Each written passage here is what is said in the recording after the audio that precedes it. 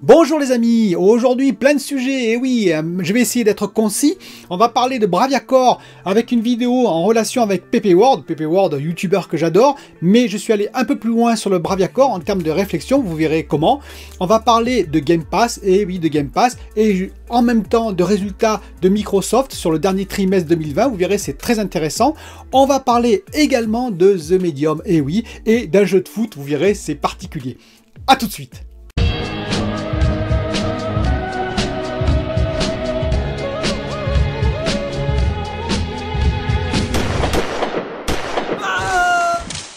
Alors, on va commencer cette vidéo par The Medium, et plutôt, comment dire, mon expérience sur The Medium, qui est pour l'instant nulle, puisque je n'ai pas commencé.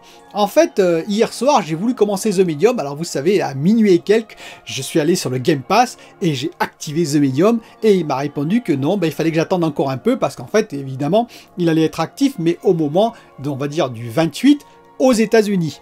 Donc du coup, je me suis rabattu sur un autre jeu, dont je vais parler rapidement.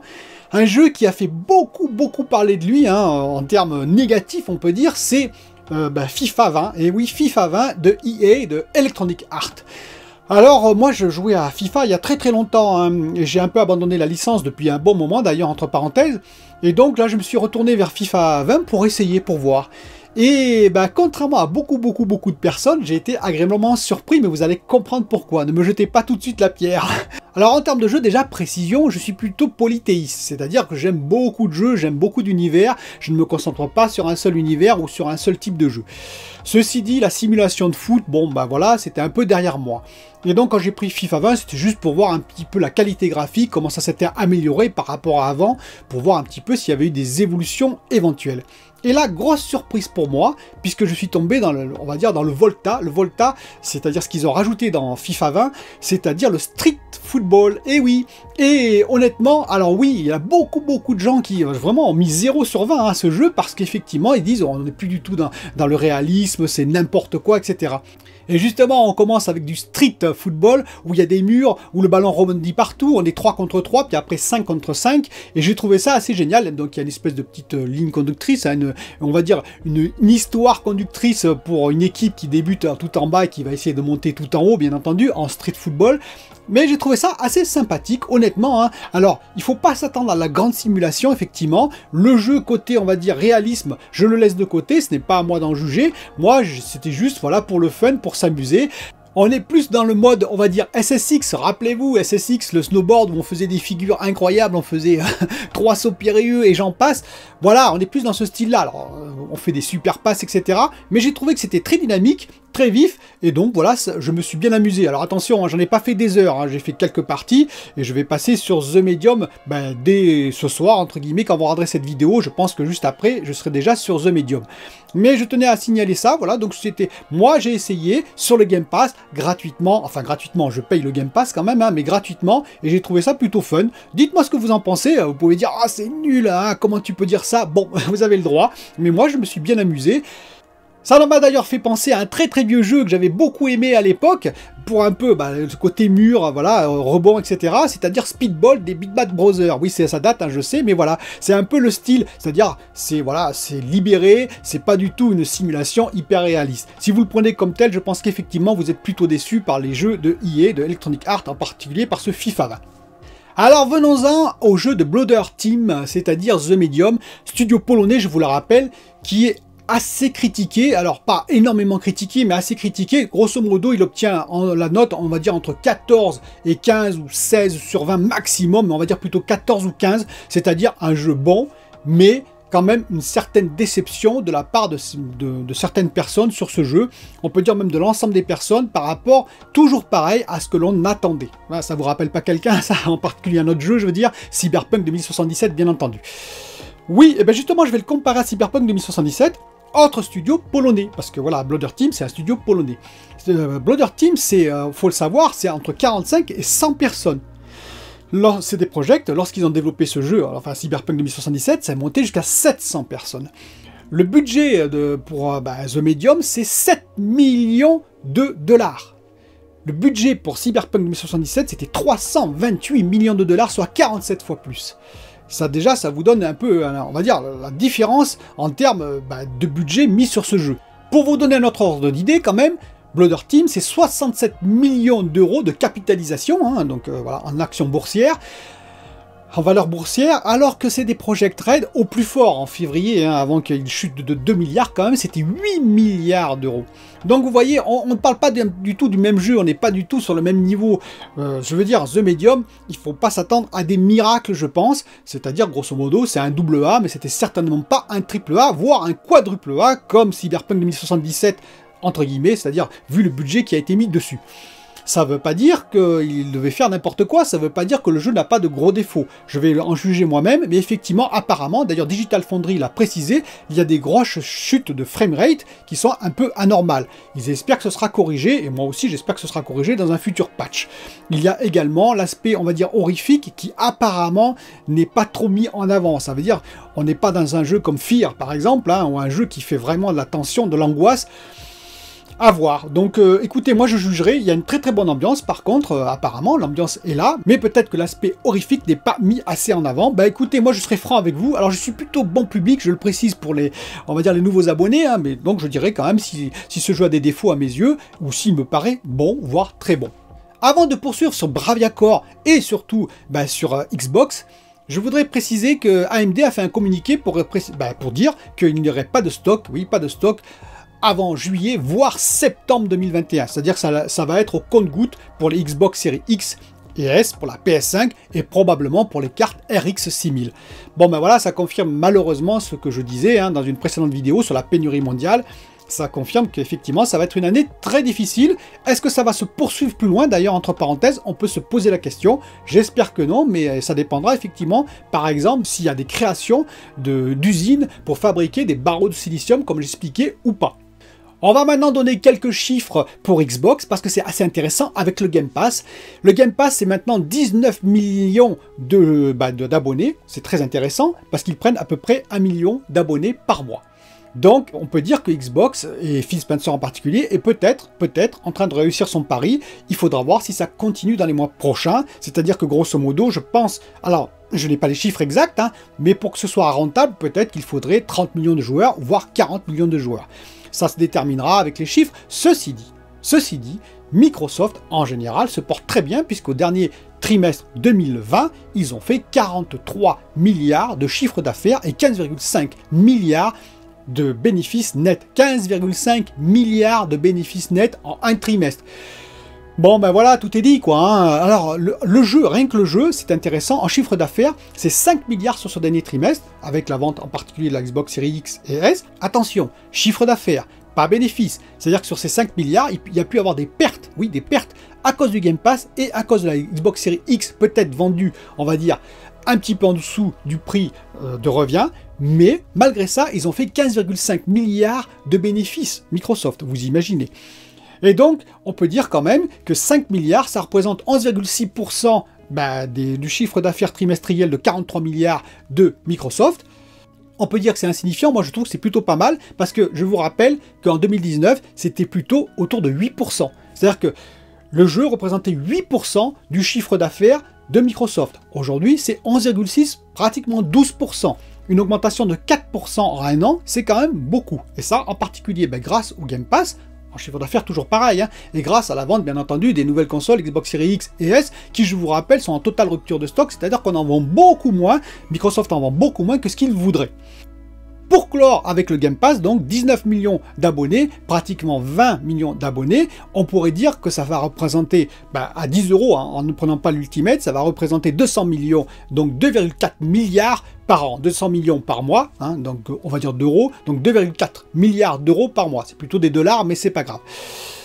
Eh bien, alors c'est pas tout à fait vrai déjà, parce qu'il faut savoir que quand même il y a un certain nombre qui ont dû convertir leur Xbox Live Gold, vous savez, en Game Pass, donc voilà, ça représente un petit peu moins quand même, mais même 2 milliards, on va dire 2 milliards de dollars par an, on va dire, c'est quand même pas mal, mais c'est peut-être effectivement pas suffisant pour alimenter tous les studios, je vous rappelle, hein, les 23 studios, surtout Bethesda, ID Software qui sont arrivés dans le giron, hein, ZeniMax et j'en passe, en sachant que Que va faire Phil Spencer? Que va faire Xbox? Par exemple, avec Elder Scrolls 6, ben, ça dépendra effectivement, je pense, de sa latitude vis-à-vis du nombre de Game Pass qu'il aura. Est-ce que ce sera rentable? Si c'est rentable, il pourra se permettre, ce n'est pas sûr qu'il le fasse, entre guillemets, de faire une exclue Game Pass, tout simplement, c'est-à-dire uniquement Xbox, Series X et S et PC.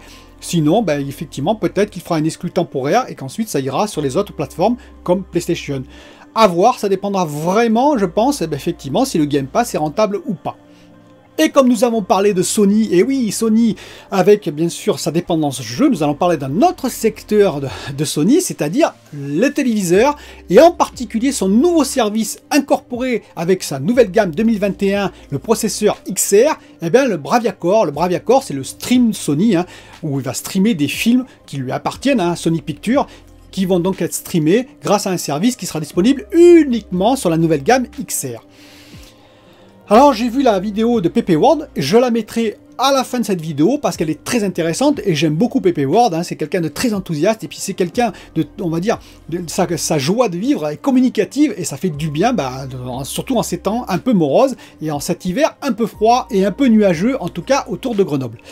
Mais je vais prendre un peu de recul avec ce qu'on pourrait considérer comme une bonne nouvelle pour ce Bravia Core, ce nouveau système de streaming à la Sony. Pourquoi? Alors je précise tout de suite, eh ben c'est très simple. Le Bravia Core déjà, qu'est-ce que c'est? Ça va être le stream donc, des films Sony Pictures. Donc il y aura deux systèmes. Il y aura un système pour les anciens films qui ont plus de 3 ans, ou plus de 2 ans ou de 3 ans. Vous aurez la possibilité d'avoir, quand vous achèterez un téléviseur Sony, 1 an d'abonnement, voire 2 ans d'abonnement selon le prix du téléviseur. Voilà, et bon, ça reste à définir, hein, d'après ce que dit Pepe Ward, mais voilà, ce sera dans ces eaux-là. Et si jamais, en plus, vous achetez un téléviseur de plus en plus cher, vous aurez le droit pour les nouveaux films, les nouveautés, elles seront accessibles dès que possible, et tout ça en très très haute résolution, j'en parlerai après, hein, et donc vous aurez le droit à 5, 6, 7, 8 films, ça dépendra des nouveautés, hein, le téléviseur que vous avez acheté, donc vous pourrez gratuitement, entre guillemets, ben, visionner ce film-là. Mais le problème, c'est pas ça, le problème, c'est le débit qui est demandé. En fait, il faut savoir que ce que veut faire Sony avec son Bravia Core, c'est du Blu-ray 4K équivalent, c'est-à-dire en termes de qualité, sur votre écran en streaming. Et pour faire ça, eh bien, ils disent qu'il faut au minimum 115 mégabits seconde de débit chez vous. Donc la fibre, hein, déjà obligatoire, qui marche plutôt pas mal. En effet, eux, ils vont utiliser à peu près 80 mégabits constants seconde. En comparaison, Netflix, en 4K, c'est 15 mégabits seconde. Prime Video, c'est 25 mégabits seconde. Et Disney+, ça monte jusqu'à 35 mégabits seconde, ce qui est déjà beaucoup. Alors, quel est le problème, vous allez me dire là-dedans? Eh bien, j'ai pris plusieurs études. Alors, il y a des études un peu catastrophiques, des études un peu moins catastrophiques, pour savoir combien consomme le débit en stream. Ben oui, le débit streaming vidéo, eh ben, tout simplement sur le net, combien ça consomme en watts. On estime que pour une vidéo de 3 gigaoctets, ça consomme entre 0,5 et 4,5 kWh. Donc 3 gigaoctets de 0,5 à 4,5 kWh. Donc ben, j'ai pris 1 kWh. Vous voyez, j'ai pas pris le plus sévère, loin de là. J'ai quasiment pris le minimum pour me faciliter la vie. J'ai pris 1 kWh pour 3 gigaoctets de stream transféré. Et donc, on sait que c'est 15 mégabits seconde pour Netflix. On va prendre Netflix. Donc, on divise par 8. Eh oui, parce qu'il faut ramener tout ça en octets. Ce qui fait 1,875 mégaoctets par seconde. Ensuite, on multiplie tout ça pour ramener en heure par 3600. Hein. Désolé de faire un peu de calcul de maths. Et donc, on arrive à 6,75 gigaoctets heure. Comme on sait que 3 gigaoctets, c'est 1 kWh, les 6,75 gigaoctets heure qu'on a trouvé pour Netflix, ça va correspondre à 2,25 kWh de consommé. C'est-à-dire l'équivalent d'un très gros chauffage. Voilà, ça commence à consommer. Imaginez si on prend le cas extrême par exemple 4,5 kWh, c'est-à-dire la pire des hypothèses, on serait plus vers 10 kWh, voire même 11-12 kWh par heure, donc 12 kW par heure, c'est-à-dire là c'est quasiment une maison entière qui est chauffée pour faire du stream, un stream on va dire 4K Netflix. Eh bien vous allez me dire, oui et alors? Eh bien alors si on fait la mode Sony Bravia, hein, le Bravia Core, eh bien on monte à 12 kWh. 12 kWh direct. C'est-à-dire en prenant 3 gigaoctets de transfert en stream 1 kWh, donc pas la pire des hypothèses, hein, 1 kWh, c'est 12 kWh de consommer par heure, hein, donc 12 kW par heure de consommer pour faire du stream 80 mégabits seconde à la mode Bravia Core. Ça, c'est un peu le problème quand même. C'est-à-dire que Sony faut une expérience. Là, je le reconnais, c'est une expérience. Ce sera que sur les téléviseurs Sony, avec les processeurs XR, un processeur XR. Ce sera donc pas énorme, ce sera pas massif. Parce qu'il faut savoir, entre guillemets, que Netflix consomme quand même, apparemment, hein, c'est estimé à 15% du réseau mondial. Et que d'ailleurs, YouTube en consomme pas mal aussi. Bref, tout le stream consomme jusqu'à 60% du réseau mondial actuellement, ce qui est énorme. Si jamais, parce que Sony pourrait avoir l'intention de développer son système au-delà des simples téléviseurs avec des processeurs XR, si jamais ils le font, eh bien ça veut dire qu'on va faire exploser, je dis bien exploser, déjà le réseau. Le réseau ne le supportera sans doute pas, je vois pas comment. Si vous augmentez de quasiment 6 fois le débit nécessaire pour faire du stream, alors il faudrait que beaucoup de monde s'abonne à Sony, hein. Ça c'est un autre problème, au Bravia Core, mais voilà, c'est potentiellement ça pourrait arriver dans le futur. Et surtout, en termes de consommation énergétique, c'est quand même pas terrible. Tout ça pour avoir une qualité d'image, certes, très belle, je le reconnais, mais finalement, le 4K à la Netflix, on va dire, n'est-ce pas suffisant déjà? C'est la question que je pose, et c'est la question que je pose à tout le monde. Si on veut faire du Blu-ray 4K, ne vaut-il pas mieux finalement acheter un Blu-ray 4K? Alors certes, ça vaudra peut-être un peu plus cher, mais à un moment donné, il faut savoir ce que l'on veut. Voilà, c'était mon avis hein, là-dessus. Dites-moi, n'hésitez pas à me dire ce que vous en pensez. En tout cas, je vous conseille la vidéo de PP World, qui est vraiment très intéressante. Et puis bon, je vous répète, une bonne humeur toujours constante à l'écran. Je vous dis à bientôt pour une autre vidéo.